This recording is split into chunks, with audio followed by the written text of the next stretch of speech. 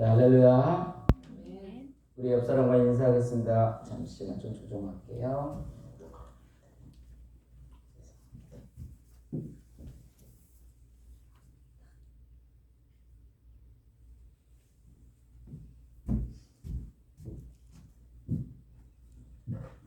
우리 옆 사람과 인사할 때 정말 잘 오셨습니다. 환영합니다. 한번 인사하겠습니다. 정말 잘하셨습니다. 환영합니다. 자, 한 번 더 인사할까요? 예배당에 끌려와도 축복입니다. 한번 인사하겠습니다. 여러분 축복입니다. 네, 감사합니다. 오늘 또 어쨌든 우리가 예배당에 온 자체가 정말 감사함을 또 깨달으셔서 우리 또 하나님의 앞에 믿음으로 또 귀하게 쓰임받을 수 있는 또 저와 여러분이 되기를 주님으로 간절히 축원합니다. 우리가 지난주에 5월은 계절의 여왕이라고 했는데 그 전까지 계속해서 창세기 말씀을 보다가 또 어버이 주제에서 잠깐 또 어버이 관련된 말씀 보다가 오늘 다시 창세기로 돌아왔습니다. 그래서 이 본문의 배경을 조금 설명을 드리면 이 요셉이 30세에 애굽의 총리가 되어졌고 그래서 풍년이 지난 후에 이제 2년 동안 또 흉년이 되어지다 보니까 이제 많은 나라에서 그 애굽에 저장된 창고에 양식을 얻기 위해서 애굽으로 찾아오게 되죠. 그래서 그 야곱의 요셉의 이제 형제들이 이제 애굽에 왔는데 오늘 이제 본문의 내용은 찾아왔는데 어떻게 돼요? 때로는 3일 동안 감옥에 가두어서 삶을 돌아보게 하고 그리고 이 형들을 이렇게 다루는 모습이 이제 오늘의 본문이기도 합니다. 근데 이 말씀을 보다 보니까 형들이 야곱이 형들을 다루는 모습을 통해서 하나님도 우리를 이렇게 다루시겠구나 하는 생각이 들어갑니다. 왜냐하면 그 신학자에서 그 슈라이크라는 신학자가 이 창세기를 말할 때 뭐랬냐면 이 모습은 어떤 형제들의 인간의 회복성을 담아내고 있다라고 말을 했는데 사실 인간의 회복이 되는 것도 하나님의 도움이 없이는 불가능하다고 슈라이커 신학자가 말을 했습니다. 마찬가지로 우리들도 마찬가지예요. 정말 하나님의 도움이 없이는 이 자리에 올 수 없을 뿐만이 아니라 하나님의 도움이 없이 우리가 정말 변하기가 쉽지 않은 것 같아요. 그래서 여기서도 이제 형들을 다루시는 모습이라고 했는데 그렇다면 이 조건이 있었어요. 어떤 조건이 있었어요? 너희들이 가는데 그때 시므온 이제 조금 이따 더 얘기하겠지만 시므온을 어떻게 보면 인질로 잡은 거예요. 그리고 갔습니다. 그러니까 어떻게 보면 이 시므온을 인질로 잡았다는 건 뭐예요? 그 시므온을 인질이 잡혀 있었기 때문에 그 형들이 어떻게 돼요? 형제들이 다시 올 수 있는 계기가 되는 거예요. 그래서 우리들도 그래요. 어쩌면 이 시므온 자체가 아니면 베냐민 자체가 하나님의 은혜의 끈이다. 사랑의 끈이다. 모든 사람들이 내가 정말 부족함이 없고 모든 것이 잘 되면 정말 하나님을 잘 믿을 것 같지만 결국 그렇지 않다는 거예요. 오히려 돈 많이 벌고 하나님 너무 감사해 부족함 없어 정말 채워주면 더 감사해서 예배도 더 잘 드릴 것 같지만 통계적으로 보더라도 그런 분들 치고 교회 봉사하고 헌신하고 섬기시는 분들이 없다는 거예요. 오히려 그 하나님 앞에 나오는 어떤 나의 부족함 아니면 뭐 질병 아니면 나의 가난은 아니면 어떤 거 풀리지 않는 그것 때문에 하나님 앞에 나올 수 있다면 그게 더 큰 복이라는 사실입니다. 그래서 여러분 잘 아시는 사도 바울 같은 경우도 어떻습니까? 육체의 가시가 있었어요. 근데 육체의 가시를 좋아할 사람이 누가 있어요? 근데 그 육체의 가시로 말미암아 하나님 앞에 어떻게 했어요? 자고하지 아니하고 늘 겸손하고 하나님의 능력을 받아서 하나님 놀라운 일들을 감당할 수가 있었던 것. 그게 정말 축복이라는 거죠. 그런데 우리 많은 사람들은 내가 문제가 없었으면 좋겠어요.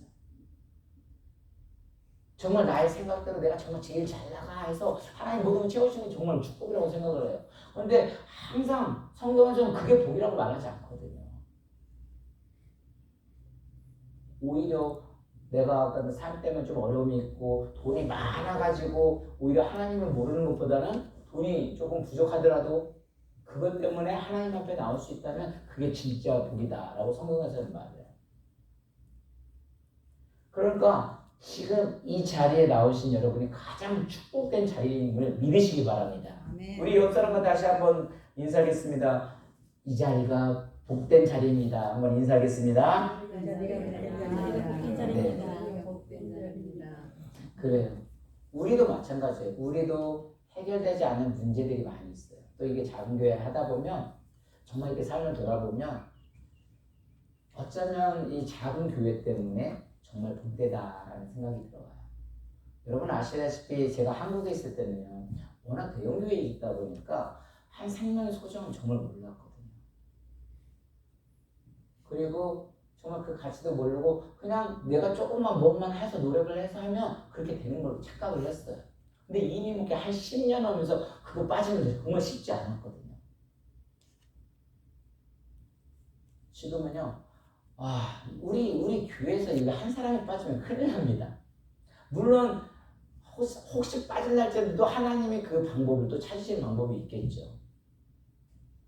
그런데 아까 말대로 그냥 큰 교회에서 대를 했으면 그냥 모든 걸 좀만 하면 된다고 생각을 했을 거예요. 그런데 아까 말대로 하나님이 도우시는 인간의 회복이 될 수 없다고, 정말 그냥 하나의 목회자가 세워지는데 하나님 도움이 없이는 절대 세워지는 걸 너무 뼈저리게 느끼는 거예요. 그래서 여기서도 마찬가지입니다. 가난한 사람들이 혹시 문제가 있습니까? 아니면 질병 때문에 문제가 있습니까? 아니면 나에게 어떤 풀리지 않는 그것이 있습니까? 그것 때문에 하나님 앞에 나올 수 있다면 그것이 복된 자리임을 깨닫기를 원합니다. 사도 바울이요, 그 자고의 질병 때문에, 그 육신의 가식 때문에, 그것 때문에 뭐요? 하나님 앞에 아까 말한 대로 감사를 할 수가 있었던 거예요. 우리도 마찬가지라는 거죠. 예전에 저희 교회도, 이민교회는 다양하신 분들이 계시잖아요. 저희 고백이 아니라 작은 교회들이다 보니까 식사 교제를 잘 하시잖아요. 근데 한 대형 교회를 이렇게 다니시는 분들이 자녀들이 시집장가를 안 가신 분이 있었어요. 그래서 시집장가를 보려는데 대형 교회들은 이게 서로가 너무 또 많이 알고 소문이 나서 그런지 저희 교회에 오시게 된 거예요. 근데 이분이 고백한 게 뭐였냐면 자기 아들이 하나 있는데 나이가 들었어요. 근데 여기서 그 장가를 보내려고 했는데 그게 쉽지 않은 거예요. 왜요? 미국 사람들하고 오면 정서가 안 맞으니까 한국 사람한테 보내고 싶은데 한국 사람이 없는 거예요. 그러다가 어떻게 달라서 우리 교회에 모시게 된 거예요. 그분이 자녀가 장가를 못 가니까 어떻게 했을까? 새벽마다 나오셔가지고 하나님한테 그렇게 기도를 하시더라고요. 근데 그 친구가 장가를 갔어요. 어떻게 됐을까요? 그거 해결된 거 안 나오더라고요. 그러면서 자신과 하는 고백이 그거예요. 이렇게 모든 것이 내가 뜻대로 나의 계획대로 정말 잘 가면은 그렇게 해가지고 그게 복되고 그게 좋은 건 줄 알았는데 그걸 이렇게 다 해결이 되니까 하나님 앞에 안 나오는 것을 보면서 그게 진짜 복이 아니더라. 그리고 얘기를 고백하는 소리를 들었어요. 마찬가지입니다. 우리 인생 자체가 하나님께서 우리를 언제나 이렇게 좋은 길로 이끌어 주시고 모든 것을 다 우리의 계획대로 또 해줬으면 좋겠지만 그러지 않으실 때도 있어요. 그럼에도 불구하고 그것이 인하여 하나님 앞에 나올 수 있다면 그것이 행복의 끈이고 사랑의 끈이고 은혜의 끈이다. 오늘 배경에 아까 말대로 지금 어떤 상황이에요? 이제 시므온을 인질로 잡혀놓고 지금 어떻게 되고 있어요? 그 형제들이 이제 가나안으로 향해서 다시 가고 있어요. 아버지 있는 그 야보로 가고 있습니다. 근데 여기에 원래 이들의 원인이 뭐였을까요? 본질적인 원인이 지금 흉년 때문에 그런 건가요? 온 것이? 사실 더 본질적인 원인은 뭐였었어요? 이 가정에 불화가 있었거든요. 이 형제들 간에 어떤 불화가 있었거든요. 근데 오늘 본문을 보면 하나님이 이것을 통해서 또 이들을 회개시키고 역사하는 모습을 볼 수가 있습니다. 그래서 우리가 한번 말씀을 보는데 오늘 말씀을 한번 같이 읽어볼게요. 42장 28절을 한번 읽어보겠습니다. 시작! 그가 그 형제에게 말하되 내 돈을 도로 넣어도다. 보라 자루 속에 있도다. 이에 그들이 혼이 나서 떨며 서로 돌아보며 말하되 하나님이 어찌하여 이런 일을 우리에게 행하셨는가 하고. 지금 어떤 상황이냐면 이제 시몬을 잡아놓고 인질을 잡아놓고 너희들이 베냐민도 있다고 하니까 그 베냐민을 책임지고 데려와라. 그래서 다시 보냈습니다. 그래서 보내가지고 낙타에다가 요셉이 뭐예요? 거기서 돈을 다 넣어준 거예요. 그들한테 받았던 돈을 다 돌려준 거예요.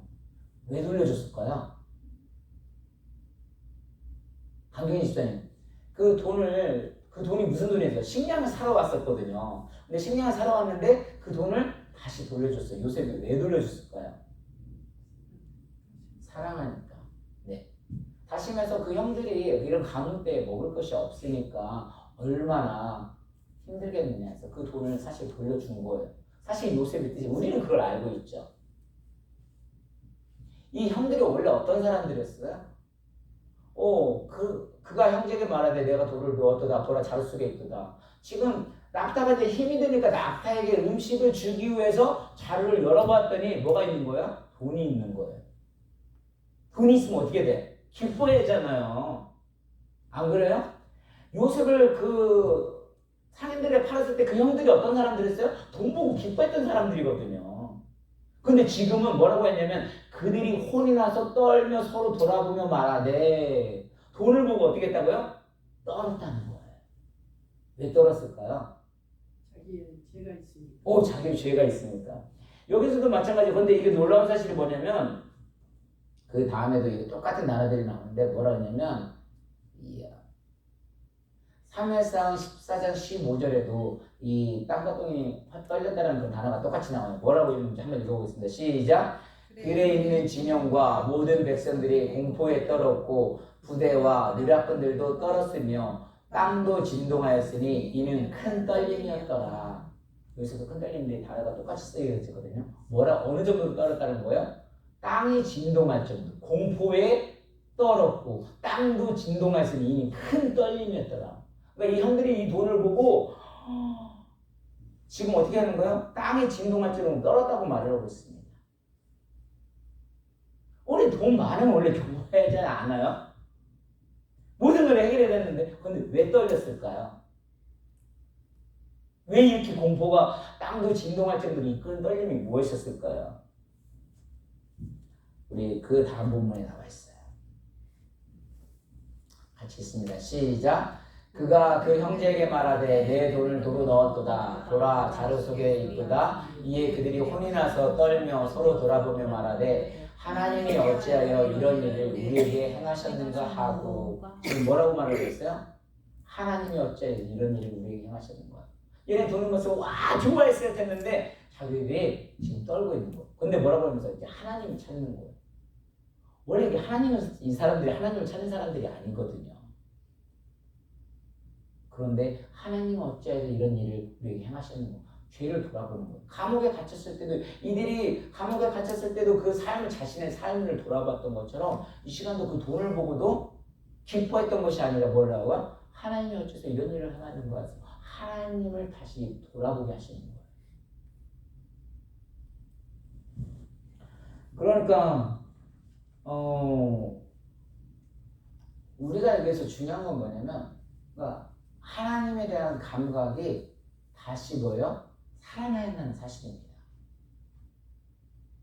아까 말씀드린 대로 이 형들이요, 이제 다음 시간에 또 계속해서 얘기하겠지만 이 고통도 이제 베냐민을 데리고 와야 하는 상황인데 아버지한테 가서는 그들을 얘기하지 않아요. 자기들 감옥 갇힌 것도 빼요. 왜냐하면 그 베냐민도 걱정할까봐 아버지도 그랬지만 내가 이제 시험까지 이런 걸로 막 치고서는 베냐민을 안 보내려고 하거든요. 왜 그럴까요? 자기들 가면 또 죽을까봐. 근데 참 아이러니한 게 뭐냐면 왜 이 사람이 요셉이 사실 누구예요? 형제잖아요. 그들을 이미 다 용서했던 사람이잖아요. 그러면은 사실 은혜로 받아들여야 돼. 은혜로 받지를 못하는 거예요. 그러니까 쉽게 해서 부모님이 사랑을 주면 어떻게 돼요? 부모님 사랑이 그냥 감사하고 건강한 사람들은요 그걸 감사하게 받아요. 그런데 그렇지 못한 사람은 왜 이게 나에게 이런 일이 발생을 하지? 쉽게 이야기하면 은혜라는 게 사랑이라는 게 뭐예요? 그냥 대가 없이 거저 주는 거잖아요. 그러면 어떻게 해요? 받는 사람 건강한 사람 그냥 받기만 하면 되는 거거든요. 예를 들어 여러분 선물이라는 게 뭐예요? 대가 없이 그냥 주는 마음이잖아요. 그래서 제가 우리 오세만 집사님에게 오세만 집사님 너무 감사해가지고 케이크를 하나 드렸어요. 근데 우리 오세만 집사님이 그걸 보고 그냥 맛있게 잡수시면 되는데 우리 집사님 제가 케이크를 하나 드리면 어떤 반응을 보이실 것 같아요? 감사하게 봤죠. 감사해 봤죠. 그거는 건강한 사람이에요. 근데 왜 목사님이 왜 이거 나의 케이크를 주셨지? 뭘 나한테 혹시 뭘 시키려고 하는 건가? 아니면 나보고 이거를 또 몇 배를 사달라고 하는 건가? 그렇게 일주일 동안 고민을 해요. 그럼 어떻게 될까요? 건강하지 않습니다. 그럼 건강하지 않으니까 일주일 동안 그 케이크를 못 먹었으면 어떻게 돼요? 그리고 생각을 해보니까 아무리 생각해도 나는 목사님께 받을 이유가 없는데 이거 줬어. 그래서 목사님한테 다시 돌려줬어. 저한테 돌려줬어. 그러면 선물 준 사람은 어때요? 선물 준 사람도 일주일이 지났으면 케이크 못 먹어요. 그럼 어떻게 할 수가 없는 거예요. 그 사람도 손해고. 그 오세만 집사님 같은 경우는 어떻게 해요? 그 케이크를 왜 줬을까? 고민을 하면서 고민을 했으니까 뭐야? 그것도 손해고. 지금 요셉은 뜻은 뭐예요? 정말 얼마나 힘들었을까? 그러니까 그냥 그런 마음으로 가진 돈을 그냥 줬는데 지금 너희들이 건강하지 못하니까 어떻게 되는 거야? 왜 이 돈을 줬지? 그러니까 그거 무섭고 떨리는 거예요. 죄가 지었으니까. 죄의식이 많아서. 마찬가지라는 거죠. 우리가 하나님 앞에 나오는 데 있어서도 하나님이 주시는 거 이게 정말 은혜이고 불러주시니 감격이고 정말 이 찬양의 고백처럼 되어지는데 은혜를 모르면 감격되면 내가 왜 이걸 해야 하는지 의미가 가는 거예요. 내가 왜 봉사를 해야 하는지 이해가 안 되는 거예요. 그래서 이 감각이 우리는 살아만나요. 왜요? 이게 바로 생명의 감각이기 때문에 그렇거든요. 그래서 감각이 죽으면 어떻게 돼요? 모든 사람들이 아까 말대로 그 마음에 시험이 들고 왜 주셨지? 그러니까 나 못 받겠다. 부담스러운 거예요. 부모가 자녀를 사랑하는 게 당연한 건데 저 아저씨 왜 나한테 이런 걸 주지? 못 받는 거예요. 부담스러운 거예요. 그래서 우리는 성분 한 분 한 분들이 이 작은 교회에서 뭐예요? 이런 하나님과 나와의 어떤 감각이 살아나야 됩니다. 그렇지 않으면 쉽지 않은 거예요. 특별히 지도자로 세워지는 분들은 더 이런 감각이 필요해요. 예를 들어 담임 목사가 이런 하나님과의 감각이 죽어버리게 되면 어떻게 될까요? 그 리더라는 데서 그냥 죽음의 길로 끌고 가는 거예요. 근데 그런 감각이 살아났을 때 온전히 정말 하나님이 원하시는 방향으로 이끌어갈 수 있는데 그렇지 않으면 그냥 죽어나가는 거예요. 같이 죽어가는 거예요. 그래서 담임 목사를 위해서 늘 기도해 주셔야 하거든요. 우리 직분자들도 마찬가지예요. 직분자들이 한 분이 어떻게 잘 세워지느냐에 따라서 길이 전혀 달라져요. 예를 들어 담임 목사가 그런 감각이 죽어있으면 얼마나 힘들겠어요. 교회뿐만이 아니라 예를 들어 담임 목사가 영적인 감각이 하나님과의 교제가 단절이 되어지면 말씀을 증거할 때도요. 그게 하나님의 어떤 심정이 증거되는 것이 아니라 어떻게 돼요? 답답한 그 힘듦만 전해주니까 성도님들도 같이 힘들어버리는 거예요. 그래서 담임 목사가 늘 이 자리에 있는 것이 정말 기쁘고 감사하고 행복해야 우리 성도님도 같이 행복해지는 거거든요. 그런데 담임 목사 맨날 힘들다고 해가지고 영적으로도 완전 감각이 죽어지고 맨날 우울증 걸려있다. 그럼 어떨 것 같아요? 여러분 우울증이 있는 사람을 한번 상대해보세요. 어떻게 될까요? 같이 우울증 오는 거예요. 얼마나 힘든지 몰라요. 그래서 우리들을 그렇습니다. 정리를 해보면 사람들이 이 모든 것들이 나의 어떤 뜻대로 계획대로 모든 것이 잘 되면 정말 좋겠죠. 그게 축복이라고 많은 사람들이 생각을 해요. 그러나 결코 그렇지 않다는 거예요. 돈이 많은 것보다는 돈이 조금 부족하더라도 그것 때문에 가정의 소중함을 안다면 그것이 진짜 행복이라는 거는 것처럼 우리가 돈이 많아서 모든 건 부족함이 없어서 하나님 나 몰라요 라는 것보다는 조금 어떤 어려움 때문에 그것 때문에 하나님을 붙들 수 있다면 그게 축복이라고 성경에서 말하고 있거든요. 근데 이거를 깨달아야 하는데 이거를 깨닫는 게 쉽지가 않죠. 그래서 내 풀리지 않는 문제가 바로 하나님의 은혜의 끈이라고 생각해서 언제나 하나님께 매달려있는 믿음의 통로가 그 끈으로 인해서 붙들리는 바 되기를 원합니다. 그래서 하나님 앞에서 은혜의 끈이 살아있고 하나님에 대한 감각이 살아날 때 우리의 삶 모든 부분이 다 살아나게 될 줄로 믿습니다. 그래서 하나님에 대한 감각과 은혜의 끈을 붙드는 모습을 통해서 오늘도 정말 하나님의 길을 열어주신 그 길을 함께 걸어나갈 수 있는 또 저와 여러분이 되기를 주님의 이름으로 간절히 축원합니다. 우리 이 시간 함께 기도하겠습니다. 기도할 때 하나님